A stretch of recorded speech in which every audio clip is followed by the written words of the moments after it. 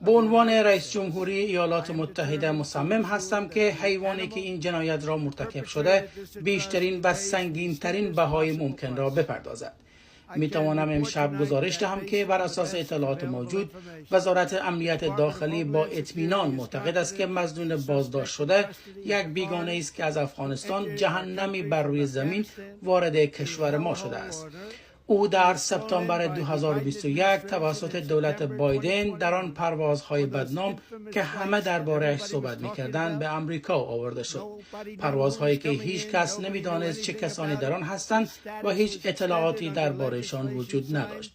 وضعیت اقامتی او تحت قانونی که رئیس جمهور بایدن، یک رئیس جمهور فاجعه بار و بدترین در تاریخ کشور، امضا کرده بود، تمدید شده است. این حمله بزرگترین تهدید امنیت ملی کشورمان را آشکار می‌کند. تهدیدی که از سوی دولت گذشته ایجاد شد، دولتی که 20 میلیون خارجی ناشناس و بررسی نشده را از سراسر جهان، از جاهایی که حتی نمی‌خواهید دربارشان بدانید، وارد کشور کرد. هیچ کشوری نمیتواند چنین خطری را برای بقای خود تحمل کند. ما دیگر تحمل حملات علیه نظم و قانون را توسط افرادی که اصلا نباید در کشور ما باشند نخواهیم داشت. اکنون باید تک تک بیگانگانی که تحت دولت بایدن از افغانستان وارد کشور شده اند دوباره بررسی کنیم و هر اقدام لازم را برای اخراج هر خارجی از هر کشوری که جایگاهی در اینجا ندارد یا سودی برای کشور ندارد انجام دهیم.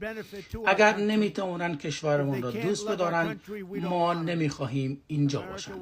آمریکا هرگز در برابر تروریسم خم نخواهد شد یا تسلیم نخواهد شد و در این حال ما از مأموریتی که این نیروها با چنین فداکاری‌ها در حال انجامش بودند عقب نشینی نخواهیم کرد.